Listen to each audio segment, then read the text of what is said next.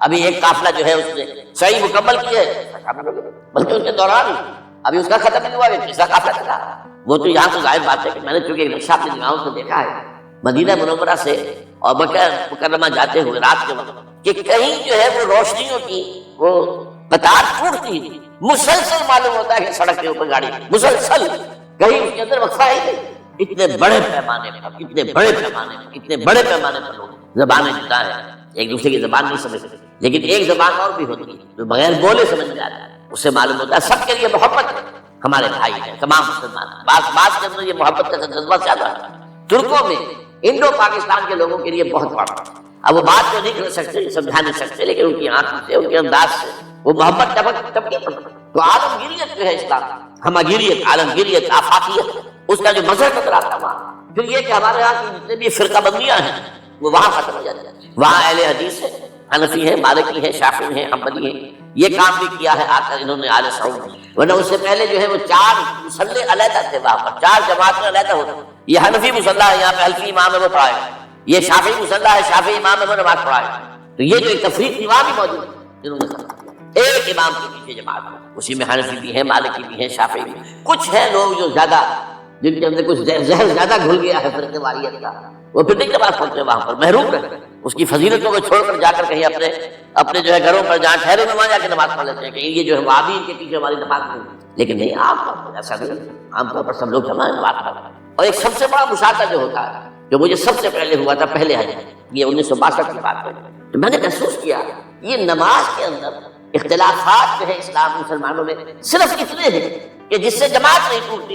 اختلافات ہے، رفع یدین ہے یا نہیں ہے، آمین بالجہر ہے یا نہیں ہے، اختلافات تو ہیں، لیکن جماعت نہیں ٹوٹتی۔ وہ جو ڈرل ہے، ڈرل جیسے کہ ڈرل ہوتی ہے، آرمی پریڈ ہو رہی ہے، وہ ڈرل ختم نہیں ہوتی۔ ایسا نہیں ہے، میں نے جب سوچا اگر کسی مسلک کے نزدیک رکوع بھی 2 ہوتے جیسے سجدے 2 ہیں، تو وہ لوگ تو ایک رکوع کے بعد دوسرا رکوع کرتے ہیں اور باقی لوگ سجدے میں چلے گئے ہوتے، جماعت ٹوٹ جاتی۔ یا اگر کسی کے نزدیک ہر رکعت کے اندر جیسے رکوع ایک ہے، سجدہ بھی ایک ہی ہوتا، تو کچھ لوگ تو ایک سجدہ کر کے کھڑے ہو جاتے اور دوسرے لوگ جو ہے دوسرا سجدہ کر رہے ہوتے ہیں، جماعت ٹوٹ جاتی۔ تو یہ میں سمجھتا ہوں کہ کس کی حکمت ہے، کس نے یہ طے کیا کہ ٹھیک ہے آپ میں رنگا رنگی بھی ہو، ذوق اس عمل کو ہے زیب اختلاف سے، اختلاف بھی ہے، رفع یدین بھی ہو رہا ہے، آمین بالجہر بھی ہو رہا ہے، نہیں بھی ہو رہا ہے، سب سے، لیکن وہ اجتماعیت نہیں ٹوٹی۔ یہ کوئی سمجھیے کہ یہ زندہ معجزہ ہے اسلام کا، یہ 1400 برس بیت گئے ہیں اور کتنے بڑے علاقے میں اسلام پھیلا ہے، اور یہ کہ مختلف مسالک وجود میں آئے، اس میں کوئی شک نہیں ہے۔ حنفی ایک علاقے کے اندر آپ کو ملیں گے صرف شافعی، ہندوستان کا مغربی ساحل میں صرف شافعی ملیں گے آپ، اس سے آگے آپ جائیے کہ یہ عرب تاجروں کے ذریعے سے ایمان لائے ہیں، یہ لوگ سری لنکا کے لوگ ہیں، انڈونیشیا کے لوگ ہیں، ملیشیا کے لوگ، سب شافعی۔ ہندوستان میں چونکہ اوپر سے شمال سے آیا ہے اسلام، یہ ترکوں کے ذریعے سے آیا ہے، اور وہ کٹر حنفی تھے، یہاں حنفیت آئی، ترک جو ہے کٹر حنفی، یہ ترکی تو تھے جو آئے تھے۔ یہ کون تھا؟ محمود غزنوی کون تھا؟ سبکتگین کون تھا؟ علم تگین کون تھا؟ بختیار کاکی کون تھا؟ قطب الدین بختیار کون تھا؟ سب ترک۔ اور ترک بھی کون؟ غلامان، خاندان غلامان یاد ہے، لیکن 12 اس اسلام کے ساتھ آیا ہے وہ خالص وہاں جا کے سب جمع ہو ایک وحدت کے اندر۔ تو یہ سب مشاہدات وہاں کے ہوتے ہیں جو ہماری ظاہری آنکھوں کو بھی نظر آ رہا ہے، جس کا کہ قلب کے اوپر بڑا گہرا اثر پڑتا ہے۔ اب میں ایک موضوع لے رہا ہوں، یہ جو قربانی کا مسئلہ ہے، اس کے بارے میں ایک زمانے میں تو بہت منکرین حدیث کی طرف سے اس کے خلاف بڑی جو ہے ایک مہم پہلے تھی کہ ختم کیا جائے۔ یہ خام جو ہے خرچ ہوتا ہے بہت بڑا اور ضائع ہوتا ہے گوشت، اتنے بڑے پیمانے پر گوشت ہوتا ہے، کھایا نہیں جاتا۔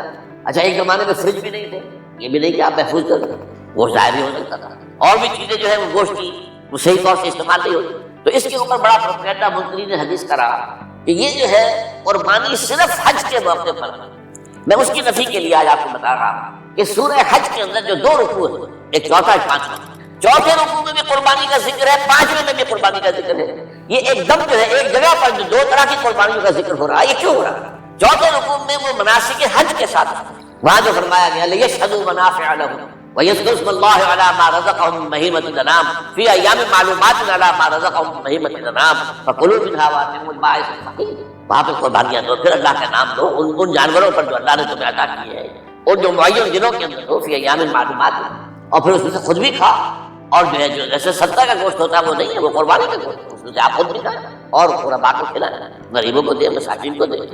تو یہ پورا حکم آ چکا۔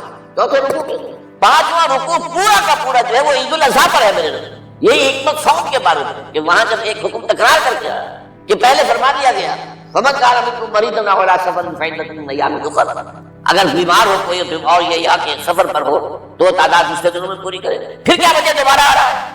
شهر رمضان الذي انزل فيه القرآن هدى للناس وبينات من الهدى والفرقان فمن شهد منكم الشهر فليصوم ومن كان مريضا او على سفر فعدة من ايام اخر. کیوں؟ یہ تو ادبی اعتبار سے یہ کلام کا عیب شمار ہوتا، تکرار بلا کسی سبب نہیں، سبب کے بغیر نہیں. وہاں کیا تھا؟ وہاں ان دو رعایتوں کے ساتھ تیسری بھی شامل تھی کہ اگر صحیح ہو اور مقیم ہو پھر بھی روزہ نہ رکھو تو ایک مسکین کو کھانا کھلا دو. یہ رعایت ختم ہوئی ہے رمضان کے روزے کے ساتھ، اب رکھنا پڑے گا روزہ. اور اگر بیمار ہو یا سفر پر ہو تو ٹھیک ہے دوسرے دنوں میں پورا کرو، پورا کرنا لانا. تو یہ چیز جو ہے یہ در حقیقت کسی وجہ سے بالکل یہی بات ہے. سورہ حج کے چوتھے رکوع کے اندر وہ جو قربانی ہے حج کے ساتھ اس کا ذکر آتا ہے. اب سنیے یہ جو آ رہا ہے، فرمایا وَلِكُلِّ أُمَّةٍ جَعَلْنَا مَنسَكًا، ہر امت پر ہم نے ایک جو ہے قربانی کا معاملہ نازل وہ جو ہے فرض کیا ہے. میں نے کیونکہ آج شروع میں کہا تھا کہ صوم اور حج میں کچھ مشابہت ہے، لیکن صوم کا حکم بھی آیا تھا تو کس طور سے آیا تھا؟ یا ایھا الذین آمنوا کتب علیکم الصیام کما کتب علی الذین من قبلکم لعلکم تتقون، اہل ایمان تم پر روزہ رکھنا فرض کیا گیا جیسے کہ فرض کیا گیا تھا ان پر جو تم سے پہلے. یہاں پر اسی حوالے سے بات ہو رہی ہے کہ اے مسلمانوں یہ قربانی صرف تم پر فرض نہیں کی جا رہا، یہ تو ہر امت، ہر نبی، ہر رسول کے اوپر. وَلِكُلِّ أُمَّةٍ جَعَلْنَا مَنسَكًا لِيَذْكُرُوا اسْمَ اللَّهِ عَلَيْهَا، تاکہ وہ نام لیں اللہ کا، عَلَىٰ مَا رَزَقَهُم مِّن بَهِیمَةِ الْأَنْعَامِ، جو کچھ اللہ تعالیٰ نے انہیں رزق دیا ہے. یہ چوپائے جو ہیں حیوانات کی سبزی ہیں، ان پر اللہ کا نام لے کر چھری پھیری جائے، اللہ کے نام سے ذبح کیا جائے. فَإِلَٰهُكُمْ إِلَٰهٌ وَاحِدٌ فَلَهُ أَسْلِمُوا. تو یہ جان لو کہ اس قربانی کی اصل روح کیا ہے، وہ یہ ہے کہ اللہ تمہارا ایک الہ ہے، اسی کے سامنے تمہیں سر جھکانا ہے. یہ روح تقویٰ اگر نہیں ہوگی تو یہ قربانی بے معنی ہو جائے. نماز و روزہ و قربانی و حج یہ سب باقی ہیں، تو باقی نہیں ہے. جب اللہ تعالیٰ کے ساتھ تعلق نہیں ہے تو یہ ساری چیزیں ریچولز بن جائیں. اب یہ بھی ہوتا ہے 20-25 ہزار کے بکرے جو ہیں وہ لوگ لیتے ہیں، پھر ان کو گھماتے ہیں پھراتے ہیں، ان کے اوپر ریشمی چادر چڑھاتے ہیں، جو ہے وہ مہندی لگا کر، بہرحال وہ چیزیں جو ہے یہ اظہار اس طرح کا پسندیدہ نہیں. تو یہ تو لوگوں کو دکھانے کی بات ہے اور اپنے پیسے کی جو ہے اپنی دولت کے اظہار کا ایک ذریعہ ہے. لیکن یہ کہ بہرحال قربانی انسان کرے اور یہ کہ اس کے اندر روح جو ہے تقویٰ کی وہ موجود ہوگی. فَإِلَٰهُكُمْ إِلَٰهٌ وَاحِدٌ فَلَهُ أَسْلِمُوا وَبَشِّرِ الْمُخْبِتِينَ. اور اے نبی ان لوگوں کو بشارت دے دیجیے کہ جو اللہ کے سامنے جھکے رہتے، خشوع اور خضوع کی شکل اختیار کرتے. الذین اذا ذکر اللہ وجلت قلوبهم، وہ لوگ جب اللہ کا نام لیا جائے تو ان کے دل گرز اٹھتے ہیں. والصابرین علی ما اصابهم، اور صبر کرنے والے جب ان چیزوں پر کہ جو اللہ کی طرف سے ان پر آ گئی مصیبتیں کو تکالیف. والمقیم الصلاۃ، اور نماز کو قائم کرنے والے. ومما رزقناهم ينفقون، اور جو کچھ ہم نے انہیں دیا ہے اس میں سے خرچ کرنے والا. یہ ایک نظام ہے پورا کا پورا جو آیت میں بیان کر دیا گیا، اس کا ایک جزء ہے وہ یہ بھی ہے وَلِكُلِّ أُمَّةٍ جَعَلْنَا مَنسَكًا. یہ قربانی کا معاملہ جو ہے یہ بھی ہم نے ہر امت کے اوپر فرض کیا، ہر امت جو ہے اس کے اوپر لازم کیا گیا اور مسلمانوں آج تم پر بھی لازم کیا جا رہا ہے. وَالْبُدْنَ جَعَلْنَاهَا لَكُم مِّن شَعَائِرِ اللَّهِ، اور یہ جو قربانی کے اونٹ ہیں یہ خاص طور پر کیونکہ عرب میں تو اونٹ کی قربانی ہوتی ہے، دوسرے جانور تو وہاں کم ہوتے ہیں اور 12 ان کی قیمتی بتا بھی اونٹ ہے. وَالْبُدْنَ جَعَلْنَاهَا لَكُم مِّن شَعَائِرِ اللَّهِ، یہ اللہ تعالیٰ کے شاعر میں سے یہ اونٹ جو ہے یہ قربانی کا اونٹ ہے، یہ مکے لے جایا جا رہا ہے، یا یہ بکرے اور یہ مینڈے جو ہیں یہ قربانی کے ہیں، یہ وہاں جا رہے ہیں. تو یہ بھی گویا کہ ایک طرح سے اللہ کی نشانیاں بن جاتی ہیں. ان کے حوالے سے اللہ تعالیٰ کا ایک تصور اور اللہ تعالیٰ کے ساتھ ایک ذہنی رشتہ قائم ہوتا ہے. لیکن فیہا خیر، تمہارے لیے اس میں خیر ہے، بھلائی ہے. چنانچہ جب وہ جاتے تھے حج کے لیے تو جو بھی ان کے ساتھ دودھ دینے والا جانور ہے قربانی کی نیت ہے، لیکن دودھ جو ہے اس کا استعمال کر سکتے ہیں درمیان. اور بھی کوئی اگر ان کی کوئی چیزوں سے فائدہ اٹھانا ہوگا تو فیہا خیر. فاذکروا اسم اللہ علیہا، تو اب ان کا اللہ کا نام لو اس کے اوپر. صاف صفے باندھ کر وہ اونٹ کھڑے ہوتے ہیں اور ان کو نہر کیا جاتا ہے. آپ کو معلوم ہے ذبح نہیں ہوتا تھا اونٹ، اتنا بڑا جانور ہے، گردن کتنی موٹی ہے، اس کا ذبح کرنا بڑا مشکل. نہر کہتے ہیں. کھڑا ہے اونٹ اور ایک برچھا، چھوٹا سا برچھا ہے جو اس کے یہاں گردن کے یہ جہاں آ کر دونوں ہنسلیاں ملتی ہیں وہاں پر مارا جاتا ہے. اور یہاں سے جو بہت بڑی وین ہے وہ در حقیقت ایورٹا، وہ جو ہے ختم ہوتا ہے تو وہاں سے خون کا پھر فوارہ، اور اس کے بعد پھر وہ اونٹ کھڑا کھڑا وہ رفتہ رفتہ اس کا خون نکل جاتا ہے تو وہ کمزور ہو کر نیچے گر جاتا ہے. یہ نہر. اقول قولی ھذا واستغفر اللہ لی ولکم ولسائر المسلمین والمسلمات.